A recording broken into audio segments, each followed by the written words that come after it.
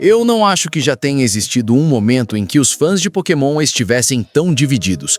E até hoje, 7 anos depois, ainda tem gente nos comentários reclamando e desabafando sobre como o anime de Sun and Moon foi ruim.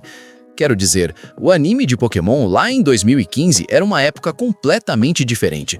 A série XYZ foi hypada demais pelos fãs por causa do Ash Greninja, da Mega Evolução e dos companheiros, mais especificamente a Serena. Mas, no geral, a série ainda é elogiada como uma das, se não a melhor série de Pokémon que já existiu, segundo a maioria dos fãs.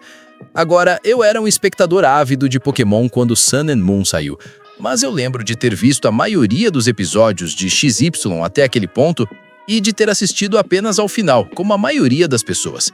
Eu estava ansioso para continuar minha obsessão por Pokémon no próximo programa, então me joguei no sofá, me recostei, peguei o controle da TV e vi Pokémon Sun and Moon passando no Disney XD. Eu estava todo animado e pronto para assistir ao próximo capítulo de Pokémon. O primeiro episódio começa e, de repente, eu fico imediatamente decepcionado. O que aconteceu com você, Ash? Por que você parece assim? Eu aguentei os primeiros episódios esperando ver se a história continuaria de onde Kalos terminou, mas depois que descobri que era uma história completamente nova, decidi fazer o que qualquer pessoa sensata faria e voltar a assistir Pokémon XY. Isso mesmo, bastaram alguns episódios de sofrimento para eu voltar direto e assistir a série melhor. Enquanto eu relaxava, curtindo a série XY novamente, fiquei refletindo sobre o que eu tinha acabado de ver. Por que eles não simplesmente mantiveram o estilo de arte legal? Eles literalmente tinham acertado em cheio. E a história? Cadê a Serena? Todos esses pensamentos estavam passando pela minha cabeça de criança de 10 anos. Por que eles não puderam simplesmente manter a fórmula de XY? Por que tinham que mudar tudo? Pelo que eu interpretei ao longo de muitas sessões de comentários e opiniões online, essa foi a forma como a maioria das pessoas reagiu ao assistir Sun and Moon pela primeira vez. Tinha muitos fãs hardcore de XY entrando em Sun and Moon sentindo como se tivessem perdido uma de suas séries favoritas, porque ela era irreconhecível para eles. O estilo de animação foi completamente descartado e substituído por essa animação bem cartunesca, inspirada em Yokai Watch. Isso até faz sentido, porque na época Yokai Watch era um dos maiores concorrentes de Pokémon, e Pokémon, sendo Pokémon, quis, entre aspas, copiar a fórmula deles. Também ouvi dizer que isso pode ter sido porque os animadores tinham mais facilidade para demonstrar emoções, o que, se você assistiu ao anime Sun and Moon, sabe que tem toneladas de expressões o tempo todo no rosto dos personagens para entreter o público mais jovem. Se você junta isso ao fato de que o Ash não está mais batalhando em ginásios, dá para entender por que tantos fãs, inclusive eu, abandonaram no show. E sim, teve muita gente que odiou essas mudanças que aconteceram em Sun and Moon.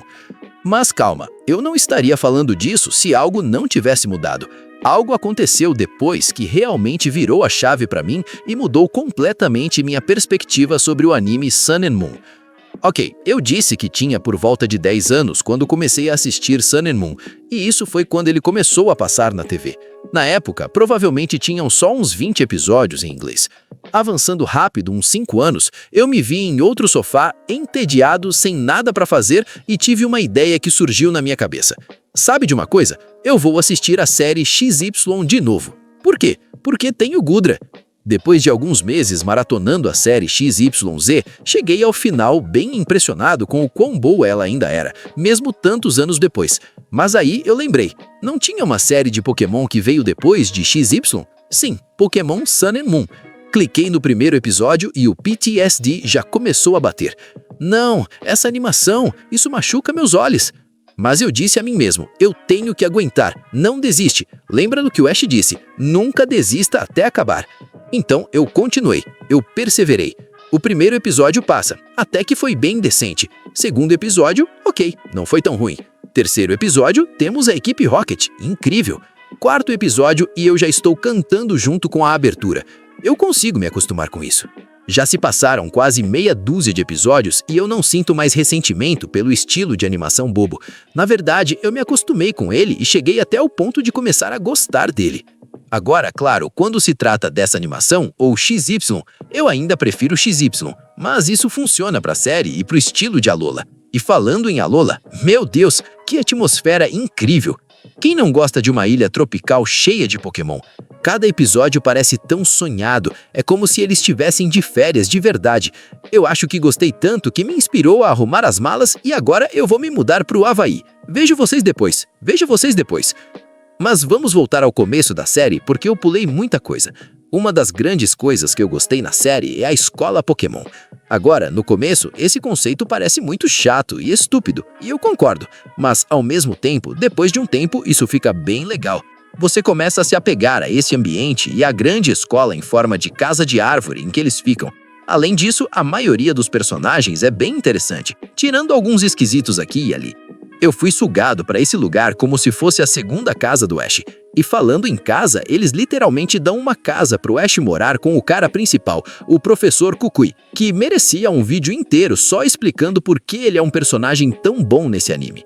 Acho que o Ash morar com o Kukui é outra grande mudança, porque comparado a todas as outras séries, em que estamos acostumados a ver o Ash viajando de cidade em cidade, floresta em floresta, nessa série ele simplesmente fica nessa casa, vai pra escola e viaja para as outras ilhas. E eu, pessoalmente, admiro essa mudança de ritmo. Começou a ficar velho e previsível ver ele sempre seguindo o mesmo caminho. E assim como nos jogos, se você jogou os jogos, você consegue prever para onde o Ash vai só pelo líder de ginásio que derrotou e pela cidade em que ele está. Tipo, se ele derrotou o primeiro ginásio, ele vai pro segundo, depois pro terceiro e assim por diante.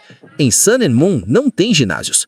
Existem os desafios das ilhas e os Kahunas, que são tipo líderes de ginásio de cada ilha de Alola, mas também são diferentes, no sentido de que você pode enfrentar qualquer um a qualquer momento. Ok, eu talvez não prefira os Kahunas aos líderes de ginásio, mas eles são uma boa mudança de ritmo para a série. Não dá para falar do anime Sun and Moon sem mencionar a equipe Rocket. Por quê? A equipe Rocket não está aí desde o começo? Eles não estão ali só por causa do reescrito? Quem se importa? Eu me importo. E é aqui que fica interessante. A equipe Rocket nessa série maximiza o lado do humor e diminui o lado irritante que provavelmente era o que mais incomodava os fãs há anos. Compare a equipe Rocket de Sun and Moon com a de X-Ixel e é noite e dia.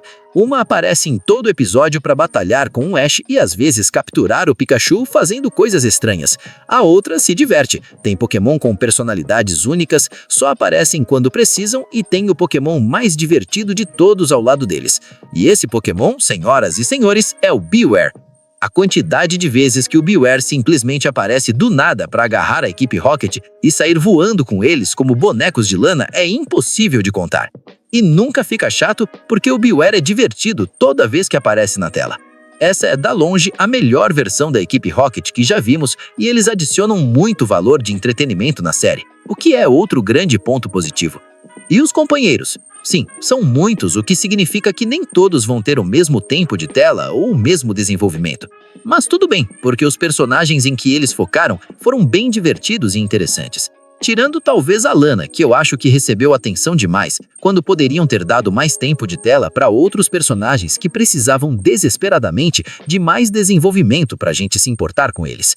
Enfim, mesmo que nem todo personagem tenha tido um melhor desenvolvimento, eles ainda passaram a sensação de serem um pequeno grupo de amigos, quase uma família, e o Kukui é como o pai deles, ajudando todos em suas jornadas.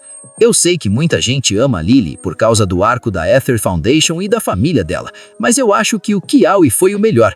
Ele é como uma versão um pouco pior do Brock, mas é difícil ser o Brock, já que ele é o maior de todos os tempos. Kiawe e Ash compartilham um vínculo fraternal bem legal, o que torna os dois muito divertidos de ver juntos. E você tem que amar os surtos do Kiawe. Ele surta com as coisas mais idiotas de Pokémon. É ótimo de ver. O maior defeito da série, além da animação estranha, é a falta de batalhas. Normalmente, o Ash está constantemente batalhando contra outros treinadores que encontra durante a jornada. Porém, como o Ash não fica mais vagando pelas florestas, ele precisa sair e pedir permissão para batalhar com outras pessoas. Também não ajuda o fato de que em Alola ninguém é realmente um treinador Pokémon sério. Provavelmente por isso o Ash ganhou essa liga, sendo bem honesto. Mas ainda assim, isso é algo que muitos fãs gostariam de ter visto mais. Eu pessoalmente não me importo tanto com ele não batalhar o tempo todo quanto outras pessoas, porque o ambiente de Alola te envolve de um jeito que você quase quer relaxar e passar o tempo com seus amigos. E claro, os Pokémon de Alola têm algo neles que é simplesmente majestoso. Agora, falando dos Pokémon que o Ash pegou, tivemos o lendário Tapu Koko, que foi o meu favorito, pessoal. O Rockruff, que mais tarde evoluiu para a forma Dusk do Lycanroc, só o mais especial para o nosso God Ash, né? Eles fizeram isso porque dar ao Ash uma forma exclusiva e única de Pokémon gera muito hype para a série, como vimos em XY com o Ash Greninja. Litten, que mais tarde virou Torracat e depois Incineroar no final da série, foi um gatinho de fogo bem legal com uma história de fundo triste. Poipole, que depois virou Nagnedio, foi um Ultra Beast, o que foi uma surpresa e tanto. E depois teve o Melton, que evoluiu para Melmetal só para deixar o Ash overpower e permitir que ele atropelasse a Liga de Alola, o que foi ótimo de ver, especialmente depois de ele ter sido roubado na Liga de Kalos. Por fim, deixei o melhor pro fim. O melhor Pokémon que ele teve não foi outro senão o próprio Solgaleo, estrelando como Neb.